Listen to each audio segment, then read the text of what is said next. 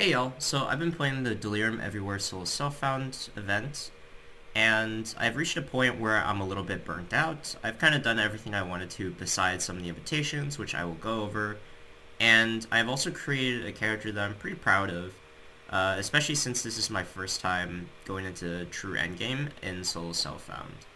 Now, I'd like to quickly go over the events that GGG has provided for the past month or so, as well as some the problems and upsides of these events.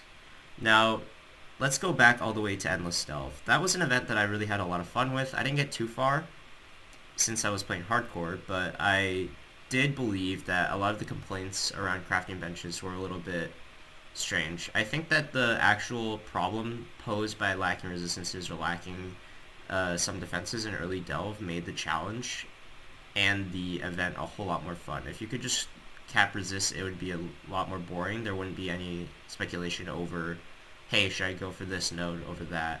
There wasn't really much of a problem I had with that league event, and I think it was overall a lot of fun. They could implement the bench to see how it works next time, but I don't think it's something that they have to do, per se. Now, going into Atlas Invasion, I actually did not play Heist, so I'm not going to go over that. But with Atlas Invasion, it made leveling a lot more fun. You could just have any uniques you wanted. Most builds went full uniques to level. And realistically, this is something that I think a lot of players enjoyed because leveling can be a process where many find boring or just are uninterested in. I think that the final endgame part of it was kind of boring though because the bosses and the maps didn't really drop anything. This is something that they could easily fix later on to have boss-specific loot or anything like that. But at the end of the day, it was definitely not really anything far from just the base game with a couple extra uniques dropping during the map. It was definitely a lot of fun to level in it though, and I think it was a great event overall.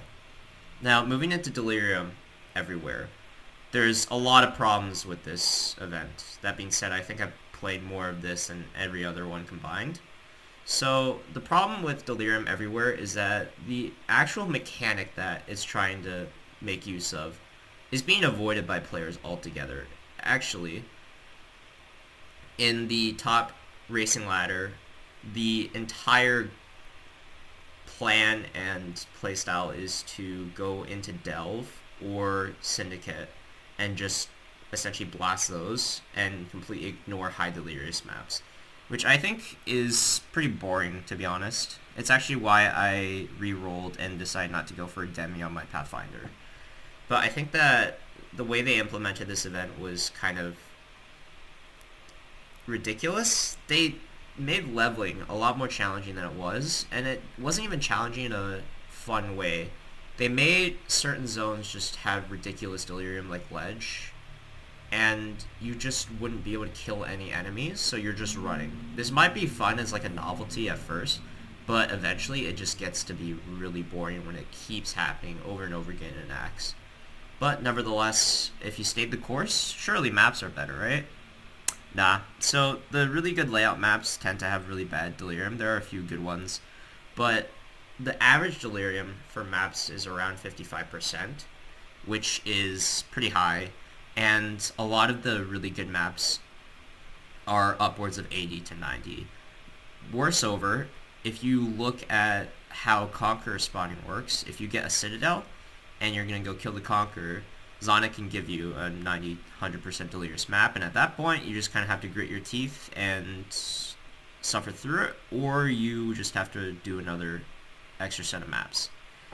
And realistically, I think this is okay.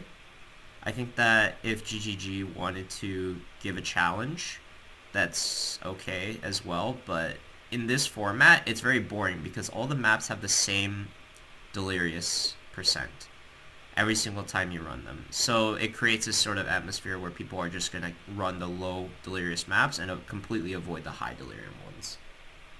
But nevertheless, I still think I had some fun with this event because it was my first time solo self-found, and I made a character that I am definitely really happy with. So the story is that I ended up getting 2 Cold Iron points. I originally only got 1 and a Awakened Brutality, and I was thinking of Trapper, but I didn't really make the pivot until I got a second one. and a couple cluster jewels. So I ended up getting a decent large cluster with Phys damage, and 2 decent medium ones, so I decided to go crit, and after 6 or 7 seriouses, I got a Thread of Hope. And some of the highlights for crafting gear for me this time is I got a Devouring Diadem with Lab Enchant. I ran a couple gifts and eventually got one that was usable. I Maven Orbed this Trapper Glove, which is pretty nice. Honestly, probably not necessary, but it works out well with Exsanguinate. My 6-link, I actually 6-linked myself with Fusings. It was pretty unethical, around 200, 300, I think. I found the base without the spell crit, and I saw the spell suppression. I'm like, okay, this is gonna work for an endgame chess piece. The base kind of sucks, but I just threw Harvest Enchant and called it a day. The Hunter's Orb I honestly thought would hit Offerings, but instead it hit near perfect spell crit for tier 2, so, you know, that's also ethical. And overall, this build has been able to do most of the content that I've been aspiring to do. One of the problems I like to cover finally is the fact that in Soul Self-Found, Invitation RNG is really annoying. So I've literally completed most of my Atlas. I'm missing a couple Watchstones and Atlas points. I have 115 bonus objectives. I have 6 points in Uncharted Realms, and I can't get the rest because I'm missing 2 synthesis maps and 1 invitation. So I can't find the hidden. I've done 15-ish breach stones. Obviously I could do more. That's a very small sample, but still it's kind of frustrating that I have content I know I can do and I want to do, but I can't do it because I'm gated by RNG or just drop rates, which is, it is what it is. I signed up for it. But honestly, I don't really have the energy to farm the rest of these invitations and maps, so I'm going to call it there. I did manage to also do the other 2 invitations, though. And as such, I have some clips to showcase after this with the build. Some of them are me running around with a tabula still, while some of them are like pretty early, some of them later. So there's going to be some mismatch there, but I will also include a POB in the description. And yeah, for anybody who's still racing, good luck. Don't strain your wrists too much. Get some sleep, and see ya.